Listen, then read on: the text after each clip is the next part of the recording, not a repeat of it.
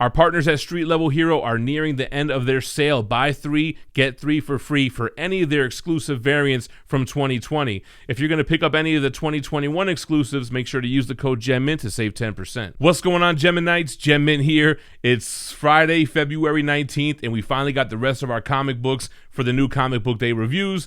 Due to the weather across the country, there were delays. Many people didn't get all of their books.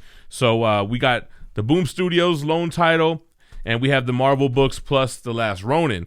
Before we get started, make sure to hit that subscribe and hit that notification bell so you don't miss a video like today where it came 12 hours late or whatever. And let's jump right into the reviews. So like I mentioned, Boom Studios with Power Rangers issue 4. This is by Parrott, Mortarnino, and Agulo. Definitely love all the Power Rangers titles, and I love how different this title is compared to the other one that's running on right now that feels a little bit more lighthearted, a little bit more like the show. This one are the 3 Power Rangers that left from the first season, Zach, Trini, and Jason, and they're now the Omega Rangers. They're with Lord Draken. They went to his home world to look for something that's going to lead them to the Imperials, which are the new villains in this Power Rangers universe. A lot of great artwork here, great colors, very vibrant. They really pop. Going up against this kind of like these souls of Zords, these large like falcons and bears, and very, very interesting issue here. So definitely digging what they're doing with Power Rangers. All right, moving on to Iron Fist issue 2. This is by Hammer, Watcher, and Menon. I liked issue 1. I liked issue 2 even better, even though it feels almost like completely different. There's not like the zombie fighting.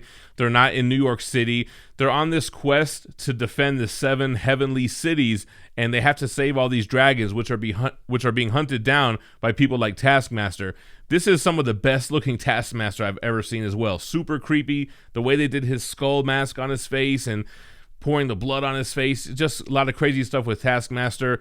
Otherwise, just a little bit of Iron Fist kind of learning what is at stake here, going to the heavenly city. And it was really cool how they did the artwork with being underwater and everything. But I like where this series is going. I'm an Iron Fist fan. Then we have an Immortal Hulk one-shot. This is called Flatline, and this is by Delclan Shalvey, which does the art, the writing, the coloring, everything except for the letters. Really, really good one-shot here. Not really tying in heavily to the overall story in Immortal Hulk. I think towards the end it kind of does a little bit, but an amazing story about, you know, depression, and depression is anger turned inward. So imagine the Hulk, who's the angriest of them all. And kind of like, this is Bruce Banner now, so that's why the continuity is a little bit off, because Joe Fixit now is kind of the human form of Hulk. But anyway, nighttime being the Hulk's time, and always leaving Bruce in a different weird scenario every single time that he comes back in the morning, and with all his clothes ripped off and everything. And he runs into an old mentor of his, an old teacher who seems to have some gamma radiation herself. Awesome one-shot though, for real. All right, then we have X-Men Legends #1. I was a little curious on what this was going to be, because this is basically a title that's picking up right after an X-Men title from the 90s. So this is a story which says it's 30 years in the making. With the original creative team, you have Nicieza, Booth, Corona, and Guru EFX. So this feels like a 90s book. If you liked 90s X-Men, you're going to love this. Basically a summer story. You have Cyclops and Havoc. There's an invasion from the Shi'ar with Eric the Red, and they're looking for the Forsaken One, this Adam X, who looks to be the long-lost fourth Summers brother. We get a little cameo from Cable here, and it just feels like 90s X-Men. Really dug the artwork and the throwback style to it. I enjoyed it. Then we have a King in Black tie-in, Planet of the Symbiotes. This is by Barnadin, Thorne, Hotz, Bazaldua, and Rosenberg. So these Planet of the Symbiotes kind of have been weird. It's been a weird series so far. Each issue has 2 stories. This one has the American Kaiju, and then it has a Hornet Story. American Kaiju, I've never heard of this guy. I guess he's shown up in some Avengers issues or something like that, where he's basically this guy whose name is Todd Ziller, so Todd Zilla, Godzilla, who basically volunteered for a government experiment to be turned into this big kaiju monster, and the United States is using him to combat the symbiote dragons from the Null invasion. Kind of a dumb, dull, boring story. Then the Hornet story, I always knew the Hornet from Spider-Man Identity Crisis, where he no longer was Spider-Man, but he was 4 other heroes at the same time. Well, I guess somewhere along the lines, the Prowler picked up the mantle of Hornet, and it's just kind of like him with his girl during the events of Null and what happened, and he is trying to help save the day. Kind of pointless, probably the weakest title out of this batch. All right, then we have Cable 8, Jerry Dugan and Phil Noto. I feel like Cable is one of the most unique stories in the whole X-Men, Reign of X, Dawn of X universe. I think it's really unique. I really like this one. Young Cable and Domino looking for Strife or a clone of Strife, and then they run into a clone of Young Cables, which are Strife Young Cables. Anyway, it was pretty cool. I love the banter between Cable and Domino. They're in Tokyo, and she's really hungry, and she's trying to get some food, while Cable's out here trying to find the bad guy and the baby smugglers, if you will. So I really like it. I mean, I like Phil Noto's unique style. It's one of those artists that you can tell it's him right away, and it was an interesting, fun issue. All right, then we have the next 3 big books, right? So, let's just put them all on the table since I already kind of spoiled what I got going on here. It was hard for me to pick a pick of the week out of these 3. So we'll start with King of Black issue 4. Donny Cates, Ryan Stegman, joined by Meyer and Martin. I really dug this issue of King in Black because it had so much X-Men incorporation, and I was kind of thinking about that on the other issues where the X-Men just show up and immediately get nullified and they're just useless. But they're not useless here, man. I love the combo with Storm and Thor. Like, has that ever happened before? Storm and Thor using lightning to combat symbiote dragons. Awesome. Dylan kind of becoming what I thought he was going to become in this storyline, so I kind of called that he's going to be the one that kind of saves them all.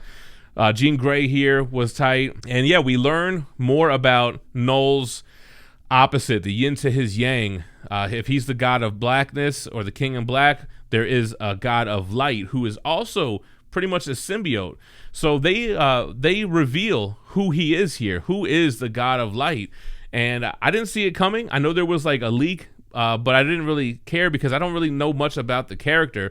But it makes sense if you think about what a symbiote does and what this character has done to other heroes in the Marvel Universe in the past. So I don't know if that's a big deal or not, if the character is going to become anything more than just something in the King of Black storyline, but a cool little hint of a reveal. Not really revealed yet, but kind of hinted. All right, then going to go down to the last 2. I was going to give Thor my pick of the week, which I always do. Every week Thor is out. Issue 12 with Donny Cates, Nick Klein, and Matt Wilson was awesome. It was a Throg issue, but it also ties into the Donald Blake stuff and Jane Foster. Huge reveal on the last page of this issue. I'm not going to spoil it, but it's kind of making me think what's going to happen for the rest of this run, because it kind of changes the course on what set this whole run apart from other Thor runs. Donald Blake is super strong. He's really powerful, man. He's got the sword. He's able to use the Bifrost, I guess you could say, to travel anywhere instantly. Throg is trying to fight him with Lockjaw from the Inhumans, and they're kind of doing one of those Guardians of the Galaxy 2, chasing each other through time and space. Pretty cool issue, and we're going to get a glimpse of, I think, how Thor gets freed here, which is pretty interesting as well. So really dug this issue, but it didn't get my pick of the week because I had to give it to the last Ronin, issue 2. It was actually the last issue that I read out of this pile. This is an amazing book, man. You got Eastman, Lard, Waltz, Escorza, Bishop, and Delgado. The thing about this, though, is it is a super sad story, man. The future Turtle universe. We have one turtle left, and they don't really spoil it either with the cover, but there's one turtle left who has been rescued by somebody and led to April O'Neil. So now we have April. We find out who his rescuer was, and that was a cool twist as well.